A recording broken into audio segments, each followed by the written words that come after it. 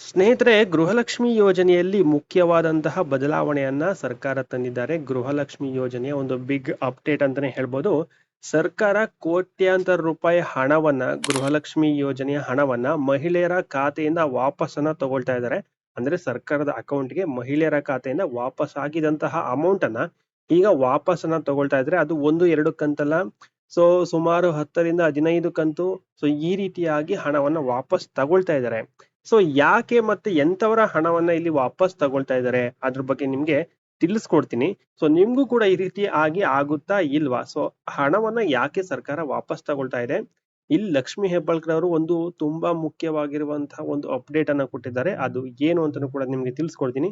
ನೀವೇನಾದ್ರೂ ಗೃಹಲಕ್ಷ್ಮಿ ಯೋಜನೆ ಹಣವನ್ನ ಪಡಿತಾ ಇದ್ರೆ ಖಂಡಿತವಾಗ್ಲೂ ಇದೊಂದು ನಿಮ್ಗೆ ಮುಖ್ಯವಾಗಿರುವಂತಹ ಮಾಹಿತಿ ಆಗಿರುತ್ತೆ. ವಿಡಿಯೋವನ್ನ ಕೊನೆವರೆಗೂ ನೋಡಿ. ಸ್ನೇಹಿತರೆ, ಇತ್ತೀಚೆಗೆ ಸರ್ಕಾರಕ್ಕೆ ಒಂದು ವಿಷಯ ಗೊತ್ತಾಗಿದೆ, ಒಂದು ಮಾಹಿತಿ ಗೊತ್ತಾಗಿದೆ. ಏನಂದ್ರೆ ಸತ್ತವರ ಅಕೌಂಟ್ಗೂ ಕೂಡ, ಅಂದ್ರೆ ಕೆಲವರು ತೀರು ಹೋಗಿ, ಮನೆ ಯಜಮಾನಿಯರು ತೀರು ಹೋಗಿ, ಅಂದ್ರೆ ಅವರು ಸಾವನ್ನಪ್ಪಿ 3 ತಿಂಗಳು, 6 ತಿಂಗಳು, 1 ವರ್ಷ, ಸೊ ಈ ರೀತಿ ಆಗಿದ್ರು ಕೂಡ ಅಂತವರ ಬ್ಯಾಂಕ್ ಅಕೌಂಟ್ಗೆ ಗೃಹಲಕ್ಷ್ಮಿ ಯೋಜನೆ ಹಣ ಹೋಗ್ತಾ ಇದೆ. ಅಂದ್ರೆ ಸತ್ತವರ ಬ್ಯಾಂಕ್ ಅಕೌಂಟ್ಗೂ ಕೂಡ, ಅವರ ಸತ್ತ ಮೇಲೂ ಕೂಡ ಇಲ್ಲಿ ಗೃಹಲಕ್ಷ್ಮಿ ಯೋಜನೆ ಹಣ ಹೋಗ್ತಾ ಇದೆ. ಇದು ಸರ್ಕಾರಕ್ಕೆ ಗೊತ್ತಾಗಿದೆ. ಇದರ ಬಗ್ಗೆ ಲಕ್ಷ್ಮಿ ಹೆಬ್ಬಾಳ್ಕರ್ ಅವರು ಕೂಡ ಖುದ್ದಾಗಿ ಮಾತಾಡಿದ್ದಾರೆ. ಸೊ ಈ ಒಂದು ಯೋಜನೆಯಲ್ಲಿ ಈ ರೀತಿಯಾಗಿರುವಂತಹ ಒಂದು ಅಕ್ರಮ ನಡೀತಾ ಇದೆ, ಇದನ್ನ ನಾವು ತಡೆಗಟ್ಟೋದಕ್ಕೆ ಹಲವಾರು ರೀತಿಯಿಂದ ಕ್ರಮವನ್ನ ತಗೊಂಡಿದೀವಿ ಅಂತ ಹೇಳಿದ್ದಾರೆ. ಹಾಗಾದ್ರೆ ಸರ್ಕಾರ ಈಗ ಏನೆಲ್ಲ ಕ್ರಮಗಳನ್ನ ತಗೊಂಡಿದೆ, ಸೊ ಈ ಒಂದು ಮಾಹಿತಿ ಗೊತ್ತಾದ್ಮೇಲೆ ಅಂತ ನಿಮಗೆ ತಿಳಿಸ್ಕೊಡ್ತೀನಿ. ಅದಕ್ಕಿಂತ ಮುಂಚೆ ಇಲ್ಲಿ ಡೇಟಾ ಪ್ರಕಾರ ನೋಡೋದಾದ್ರೆ, ಕೋಲಾರ ಜಿಲ್ಲೆ ಒಂದರಲ್ಲೇನೆ 246 ಮಹಿಳೆಯರು ಮೃತಪಟ್ಟಿದ್ದಾರೆ, ಅಂದ್ರೆ ಸಾವನ್ನಪ್ಪಿದ್ದಾರೆ. ಅವರು ಸಾವನ್ನಪ್ಪಿದ ನಂತರವೂ ಕೂಡ ಆ ಒಂದು ಮಹಿಳೆಯರ ಖಾತೆಗೆ ಹಣ ಜಮೆ ಆಗಿದೆಯಂತೆ. ಇಲ್ಲಿ ಡೇಟಾ ಪ್ರಕಾರ ನೋಡೋದಾದ್ರೆ 3,15,826 ಮಹಿಳೆಯರ ಖಾತೆಗೆ 2,000 ರೂಪಾಯಿ ಹಣ ಹೋಗ್ತಾ ಇತ್ತು. ಕೋಲಾರ ಜಿಲ್ಲೆ ಹೇಳ್ತಿರೋದು ನಾನು, ಬೇರೆ ಬೇರೆ ಜಿಲ್ಲೆ ಆಗಿದೆ, ಬಟ್ ಎಕ್ಸಾಂಪಲ್ ಕೊಟ್ಟು ಹೇಳ್ತಾ ಇದ್ದೀನಿ. ಅದರಲ್ಲಿ ಕೋಲಾರ ಜಿಲ್ಲೆ ಒಂದರಲ್ಲೇನೆ 246 ಮಹಿಳೆಯರು ಮೃತಪಟ್ಟಿದ್ದು, ಪಟ್ಟಂತರ ಖಾತೆಗೂ ಕೂಡ ಹಣ ಹೋಗಿದೆ ಅಂತೆ. ಸೊ ಇಂಥವರ ಒಂದು ಹಣವನ್ನ ಸರ್ಕಾರ ಈಗಾಗಲೇ ವಾಪಸ್ ತಗೊಂಡಿದೆ. ಇಲ್ಲಿ ಕೆಲವರು ಏನ್ ಮಾಡಿದ್ದಾರೆ ಅಂದ್ರೆ, ಸೊ ಕೆಲವೊಂದು ಮಹಿಳೆಯರ ಖಾತೆಗೆ ಬಂದಂತ, ಅಂದ್ರೆ ಅವರು ಸಾವನ್ನಪ್ಪಿದ ನಂತರ ಏನು ಹಣ ಬರುತ್ತಲ್ಲ, ಅದನ್ನು ಕೂಡ ಅವರ ಮನೆಯವರು ಯೂಸ್ ಮಾಡ್ಕೊಂಡಿದ್ದಾರೆ. ಅದನ್ನ ಇನ್ನೂ ರಿಕವರಿ ಮಾಡಿಲ್ಲ. ಆದ್ರೆ ಸಾವನ್ನಪ್ಪಿದ ನಂತರ ಆ ಒಂದು ಮಹಿಳೆಗೆ ಬಂದಂತ ಹಣ ಏನು ಅವರ ಬ್ಯಾಂಕ್ ಅಕೌಂಟ್ ಅಲ್ಲೇ ಇತ್ತಲ್ಲ, ಸೊ ಅಂತಹ ಹಣವನ್ನ ಈಗ ಸರ್ಕಾರ ವಾಪಸ್ ತಗೊಂಡಿದೆ. ಸೊ ಈ ಸಾವನ್ನಪ್ಪಿದ ನಂತರವೂ ಕೂಡ ಏನು ಹಣವನ್ನ ತಗೊಂಡು ಯೂಸ್ ಮಾಡ್ಕೊಂಡಿದಾರಲ್ಲ, ಅವರ ಒಂದು ವಿಚಾರಣೆ ನಡೀತಿದೆ ಅಂತ ಹೇಳ್ಬೋದು. ಅದನ್ನು ಕೂಡ ಹಿಂಪಡೆಯುವಂತ ಸಾಧ್ಯತೆ ಇರುತ್ತೆ. ಒಟ್ಟಾರೆಯಾಗಿ ಕೋಲಾರ ಜಿಲ್ಲೆ ಒಂದರಲ್ಲೇನೆ 19 ಲಕ್ಷ ಹಣವನ್ನ ವಾಪಸ್ ಸರ್ಕಾರ ತಗೊಂಡಿದೆ. ಸೊ ಇದು ಹೇಗೆ ಆಯ್ತು, ಯಾವ ರೀತಿ ಆಯ್ತು ಅಂದ್ರೆ, ಕೆಲವು ಮಹಿಳೆಯರು ಮೃತಪಟ್ಟ ನಂತರವೂ ಕೂಡ, ಅಂದ್ರೆ ಕೆಲವು ಮಹಿಳೆಯರು ಸಾವನ್ನಪ್ಪಿದ ನಂತರವೂ ಕೂಡ ಸರ್ಕಾರ ಏನ್ ಮಾಡ್ತಾ ಇತ್ತು, ಆ ಮೃತಪಟ್ಟವರ ಮಾಹಿತಿ ಸರ್ಕಾರಕ್ಕೆ ಸಿಗ್ತಾ ಇರಲಿಲ್ಲ. ಆದ್ರಿಂದ ಮೃತಪಟ್ಟ ನಂತರವೂ ಕೂಡ ಸರ್ಕಾರ ಹಣವನ್ನ 2,000 ರೂಪಾಯಿ ಪ್ರತಿ ತಿಂಗಳು ಹಾಕ್ತಾ ಇತ್ತು. ಸೊ ಹಾಗಾಗಿ ಈ ಸರ್ಕಾರಕ್ಕೆ ಮಾಹಿತಿ ಇಲ್ಲದೆ ಇರೋ ಕಾರಣ ಪ್ರತಿ ತಿಂಗಳು 2,000 ರೂಪಾಯಿ ಹಾಕ್ತಾ ಇದ್ರು. ಸೊ ಇದು ಹೇಗೆ ಯೂಸ್ ಆಗ್ತಿತ್ತು ಅಂದ್ರೆ, ಕೆಲವರ ಮನೆಯಲ್ಲಿ ವೃದ್ಧರು ಇರ್ತಾರೆ, ಓಡಾಡಕ್ಕೆ ಆಗದೇ ಇರೋರು ಅಂತ ಇರ್ತಾರೆ, ಅಥವಾ ಫಿಸಿಕಲ್ ಹ್ಯಾಂಡಿಕ್ಯಾಪ್ಟೆಡ್ ಪರ್ಸನ್ ಇರ್ತಾರೆ. ಸೊ ಅವರೆಲ್ಲ ಏನ್ ಮಾಡ್ತಿದ್ರು ಅಂದ್ರೆ, ATM ಅನ್ನ ಮಾಡ್ತಿ ಅದನ್ನ ಮನೆಯವರಿಗೆ ಬಳಸೋದಕ್ಕೆ ಕೊಡ್ತಾ ಇದ್ರು. ಅಂದ್ರೆ ನಮ್ಗೆ ಸ್ವಲ್ಪ ದುಡ್ಡನ್ನು ತಗೊಂಡ್ ಬಾರಪ್ಪ, ಸೊ ಈ ಒಂದು ಬ್ಯಾಂಕಿನ ಕೆಲಸ ಮಾಡಪ್ಪ ಅಂತ ಮನೆಯವರಿಗೆ ಕೊಡ್ತಾ ಇದ್ರು. ಸೊ ಮನೆಯವರು ಅದೇ ರೀತಿ ATM ಮುಖಾಂತರ ಹಣವನ್ನು ವಿತ್ಡ್ರಾ ಮಾಡೋದು, ಅಂದ್ರೆ ಅವರು ಇದ್ದಂತಹ ಸಮಯದಲ್ಲಿ ಹಣವನ್ನು ವಿತ್ಡ್ರಾ ಮಾಡೋದು, ಅವ್ರ ಕೈಗೆ ಕೊಡೋದು, ಈ ರೀತಿಯಾಗಿ ಮಾಡ್ತಾ ಇದ್ರು. ಅದಾದ್ಮೇಲೆ ಏನಾಗ್ತಿದೆ ಅಂದ್ರೆ, ಅವರು ಮೃತಪಟ್ಟ ನಂತರವೂ ಕೂಡ ಸೊ ಇದೇ ಒಂದು ಕೆಲಸವನ್ನ ಮಾಡಿದ್ದಾರೆ. ATM ಮುಖಾಂತರ ಹಣವನ್ನು ವಿತ್ಡ್ರಾ ಮಾಡ್ಕೊಂಡು ಈ ಒಂದು ಹಣವನ್ನ ಉಪಯೋಗಿಸ್ಕೊಂಡಿದ್ದಾರೆ. ಇನ್ನು ಕೆಲವರು ಉಪಯೋಗಿಸದೆ ಹಾಗೆ ಕೂಡ ಬಿಟ್ಟಿದ್ದಾರೆ. ಸೊ ಅಂತವರ ಒಂದು ಖಾತೆಯಲ್ಲಿ ಏನ್ ಹಣ ಇತ್ತು, ಸರ್ಕಾರ ಈಗ ಅಂತಹ ಹಣವನ್ನು ವಾಪಸ್ ತಗೊಂಡಿದ್ದಾರೆ. ಸೊ ಓಕೆ, ಈಗ ಸರ್ಕಾರ ಇದ್ರ ಬಗ್ಗೆ ಏನ್ ಆಕ್ಷನ್ ಅನ್ನು ತಗೊಂಡಿದೆ ಅಂದ್ರೆ, ಏನು ಕ್ರಮಗಳನ್ನ ತಗೊಂಡಿದ್ದಾರೆ ಅಂತ ನೋಡೋದಾದ್ರೆ, ಸರ್ಕಾರ ಈಗ ಯಾರ್ಯಾರು ಸಾವನ್ನಪ್ಪಿದ್ದಾರೆ, ಮೃತಪಟ್ಟಿದ್ದಾರೆ ಅಂತವರ ಖಾತೆಗಳನ್ನ ಈಗ ಗುರುತಿಸಲಾಗ್ತಾ ಇದೆ, ಅಂದ್ರೆ ಕಂಡುಹಿಡಿತಾ ಇದ್ದಾರೆ.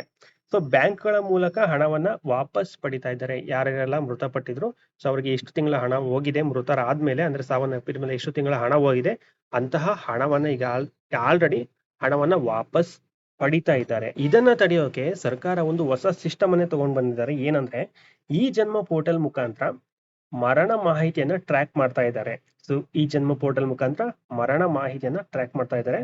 ಪ್ರತಿ ಕಂತು ಪಾವತಿಗೂ ಮುಂಚೆ ಅಂದ್ರೆ ಪ್ರತಿ ತಿಂಗಳು ಹಣ ಏನು ಸರ್ಕಾರ ಬಿಡುಗಡೆ ಮಾಡುತ್ತೆ ಪ್ರತಿ ತಿಂಗಳು ಅದನ್ನ ಹಾಕೋದಕ್ಕಿಂತ ಮುಂಚೆ ಈ ಜನ್ಮ ಪೋರ್ಟಲ್ ಈ ಜನ್ಮ ಪೋರ್ಟಲ್ ಏನಿದೆ, ಸೊ ಇಲ್ಲಿ ಯಾರ್ಯಾರು ಮೃತಪಟ್ಟಿದ್ದಾರೆ, ಸೊ ಇಂಥವರನ್ನ ಕ್ಯಾನ್ಸಲ್ ಮಾಡಿ ಉಳಿದಂತವರಿಗೆ ಹಣವನ್ನ ಆ ಹಾಕೋದಕ್ಕೆ ಇಲ್ಲಿ ಮುಂದುವರಿತಾರೆ. ಸೊ ಅಂದ್ರೆ ಈ ಜನ್ಮ ಪೋರ್ಟಲ್ ಅಲ್ಲಿ ಯಾರು ಮೃತಪಟ್ಟಿದ್ದಾರೆ ಅಂತವರನ್ನ ಬಿಟ್ಟು ಉಳಿದಂತ ಎಲ್ಲರಿಗೂ ಕೂಡ ಸೊ ಈ ಒಂದು ಹಣ ಹೋಗುತ್ತೆ. ಈ ಜನ್ಮ ಪೋರ್ಟಲ್ ದಾಟಿದ ಮೇಲೆನೆ ಮಹಿಳೆಯರ ಬ್ಯಾಂಕ್ ಖಾತೆಗೆ ಇಲ್ಲಿ ಹಣ ಬರುವಂತದ್ದು ಇನ್ ಮುಂದೆ. ಸೊ ಇಲ್ಲಿ ಬ್ಯಾಂಕ್ಗಳಿಗೆ ಡೈರೆಕ್ಟ್ ಸೂಚನೆಯನ್ನು ಕೂಡ ಕೊಟ್ಟಿದ್ದಾರೆ ಅಂತಾನೆ ಹೇಳ್ಬೋದು. ಅಂದ್ರೆ ಮೃತಪಟ್ಟವರ ಮಾಹಿತಿಯನ್ನ ನೀವು ಕೊಡ್ಬೇಕು.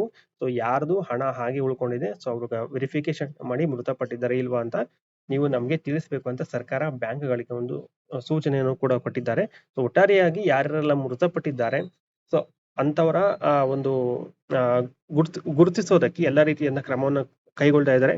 ಸೊ ಯಾರಿಗಾದ್ರೂ ಇಂತಹ ಹಣ ಹೋಗಿದ್ರೆ ಅಂತವರ ಹಣವನ್ನು ಕೂಡ ವಾಪಸ್ ಸರ್ಕಾರ ಪಡಿತಾ ಇದೆ. ಅಷ್ಟೇ ಅಲ್ಲ, ರಾಜ್ಯದಲ್ಲಿ ಒಟ್ಟಾರೆಯಾಗಿ ಎಷ್ಟು ಫಲಾನುಭವಿಗಳು ಮೃತಪಟ್ಟಿದ್ದಾರೆ, ಸಾವನ್ನಪ್ಪಿದ್ದಾರೆ ಅಂತ ನೋಡೋದಾದ್ರೆ 1,44,566 ಫಲಾನುಭವಿಗಳು ಗೃಹಲಕ್ಷ್ಮಿ ಯೋಜನೆಯ ಫಲಾನುಭವಿಗಳು ಮೃತಪಟ್ಟಿದ್ದಾರೆ ಅಂತ ಸಾವನ್ನಪ್ಪಿದ್ದಾರೆ. ಸೊ ಇದರಲ್ಲಿ 68,776 ಮಹಿಳೆಯರ ಖಾತೆಗೆ 79.75 ಕೋಟಿ ಹಣ ಜಮೆ ಆಗಿದೆ ಅಂತೆ. ಅದನ್ನ ರಿಕವರಿ ಮಾಡುವಂತ ಕೆಲಸವನ್ನು ಕೂಡ ಈಗ ಮಾಡ್ತಾ ಇದ್ದಾರೆ. ನೋಡಿ, 79.75 ಕೋಟಿ ಹತ್ತತ್ರ ಇಲ್ಲಿ 80 ಕೋಟಿ ಹಣ ಸತ್ತವರ ಬ್ಯಾಂಕ್ ಅಕೌಂಟ್ಗೆ ಹೋಗಿದೆ, ಅಂದ್ರೆ ಮೃತಪಟ್ಟವರ ಬ್ಯಾಂಕ್ ಅಕೌಂಟ್ಗೆ ಹೋಗಿದೆ.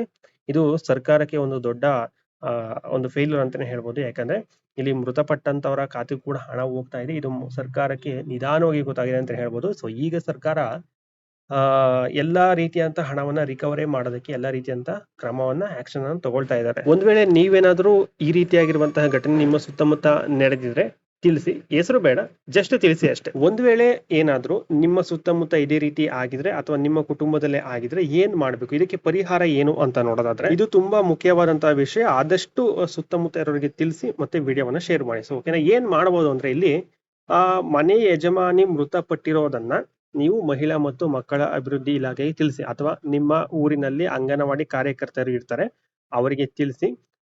ನೆಕ್ಸ್ಟ್ ಅದೇನ್ ಮಾಡ್ತಾರೆ ಅಂದ್ರೆ ಅಲ್ಲಿ ಅವರ ಒಂದು ಹೆಸರನ್ನ ಡಿಲೀಟ್ ಮಾಡಿಸ್ತಾರೆ. ಡಿಲೀಟ್ ಮಾಡಿಸಿ ಏನ್ ಮಾಡ್ತಾರೆ ಅಂದ್ರೆ ನಿಮ್ಮ ಮನೆಯಲ್ಲಿ ಯಜಮಾನಿ ಯಾರಿರ್ತಾರೆ, ಅಂದ್ರೆ ಮನೆಯಲ್ಲಿ ಹಿರಿಯರು ಯಾರಿರ್ತಾರೆ ಅಂತವರ ಒಂದು ಬ್ಯಾಂಕ್ ಅಕೌಂಟ್ಗೆ ಹೊಸದಾಗಿ ರಿಜಿಸ್ಟ್ರೇಷನ್ ಅಂದ್ರೆ ಗೃಹಲಕ್ಷ್ಮಿ ಯೋಜನೆಗೆ ರಿಜಿಸ್ಟ್ರೇಷನ್ ಮಾಡ್ತಾರೆ. ಅದ ನಂತರ ನಿಮ್ಮ ಒಂದು ಹೊಸದಾಗಿ ಏನು ರಿಜಿಸ್ಟ್ರೇಷನ್ ಮಾಡಿಸಿರ್ತಾರೆ ಅವರ ಒಂದು ಖಾತೆಗೆ ಈ ಒಂದು ಹಣ ಬರುತ್ತೆ. ಸೊ ಓಕೆನಾ, ಇಷ್ಟು ಮಾಡಿ ಸಿಂಪಲ್ ಆಗಿ ಇನ್ನೇನು ಮಾಡ್ಬೇಕಾಗಿಲ್ಲ. ಇದು ಕೋಲಾರ ಜಿಲ್ಲೆ ಒಂದರಲ್ಲಿ ಮಾತ್ರ ಅಲ್ಲ, ಎಲ್ಲಾ ಜಿಲ್ಲೆಗಳಲ್ಲೂ ಕೂಡ ಸೊ ಯಾರು ಮೃತಪಟ್ಟಿದ್ರೆ ಅಂತವರ ಮಾಹಿತಿಯನ್ನ ಪಡೆದು ಸೊ ಈ ರೀತಿಯಾಗಿರುವಂತ ಹಣವನ್ನ ವಾಪಸ್ ತಗೊಳ್ಳುವಂತ ಕೆಲಸವನ್ನ ಮಾಡ್ತಾ ಇದ್ದಾರೆ. ಸೊ ನಾನು ಹೇಳಿದಂತೆ ಯಾರಾದ್ರೂ ಮೃತಪಟ್ಟಿದ್ರೆ ಅವರ ಒಂದು ಹೆಸರನ್ನ ಡಿಲೀಟ್ ಮಾಡಿಸಿ, ನಂತರ ಮನೆ ಯಜಮಾನಿ ಯಾರಿರ್ತಾರೆ, ಇನ್ನೊಬ್ರು ಯಾರಿರ್ತಾರೆ, ಮನೆಯಲ್ಲಿ ಹಿರಿಯರು ಯಾರಿರ್ತಾರೆ ಯಜಮಾನಿ ಅಂತವರ ಹೆಸರಿಗೆ ಮತ್ತೆ ಹೊಸದಾಗಿ ರಿಜಿಸ್ಟ್ರೇಷನ್ ಅಂದ್ರೆ ಗೃಹಲಕ್ಷ್ಮಿ ಯೋಜನೆಗೆ ಅರ್ಜಿಯನ್ನ ಹಾಕಿ ನಂತರ ಅವ್ರಿಗೆ ಈ ಒಂದು ಹಣ ಬರುತ್ತೆ. ಮಹಿಳೆಯರ ಇಲ್ಲ, ಯಾರಾದ್ರೂ ನಮ್ಮ ಮನೆಯಲ್ಲಿ ಯಾರು ಮಹಿಳೆಯರಿಲ್ಲ ಅಂದ್ರೆ ಯಜಮಾನಿಯರು ಯಾರು ಇಲ್ಲ, ಎಲ್ಲರೂ ಕೂಡ ಗಂಡಸರೇ ಇದ್ದಾರೆ ಅಂದ್ರೆ ಗಂಡಸಿನ ಹೆಸರು ಕೂಡ ಬರುವಂತ ಸಾಧ್ಯತೆ ಇದೆ. ನಿಮ್ಮ ಹತ್ತಿರದಲ್ಲಿರುವಂತ ಅಂಗನವಾಡಿ ಕಾರ್ಯಕರ್ತರು ಅಥವಾ ಮಹಿಳಾ ಮತ್ತು ಮಕ್ಕಳ ಅಭಿವೃದ್ಧಿ ಇಲಾಖೆಗೆ ಭೇಟಿ ನೀಡಿ ನಿಮ್ಗೆ ಅಲ್ಲಿ ಕ್ಲಿಯರ್ ಆಗಿರುವಂತ ಇನ್ಫಾರ್ಮೇಶನ್ ನಿಮ್ಗೆ ಕೊಡ್ತಾರೆ. ಓಕೆ, ಇಲ್ಲಿ ಕೊನೆಯದಾಗಿ ಕುಟುಂಬದವರು ಈ ಒಂದು ಹಣವನ್ನ ಬಳಸಿದ್ರೆ ಅದು ತಪ್ಪಾಗುತ್ತಾ ಅಥವಾ ಸರ್ಕಾರ ವಾಪಸ್ ತಗೊಳ್ತಾ ಇರೋದು ಸರಿನಾ? ಕಾಮೆಂಟ್ ಮುಖಾಂತರ ತಿಳಿಸಿ. ಇದೇ ರೀತಿ ನಿಮ್ಗೆ ಯೂಸ್ಫುಲ್ ಮಾಹಿತಿ ಬೇಕು ಅಂದ್ರೆ ನಮ್ಮ ಚಾನಲ್ ಅನ್ನು ಸಬ್ಸ್ಕ್ರೈಬ್ ಮಾಡಿ, ಲೈಕ್ ಮಾಡಿ, ಶೇರ್ ಮಾಡಿ. Thank you for watching.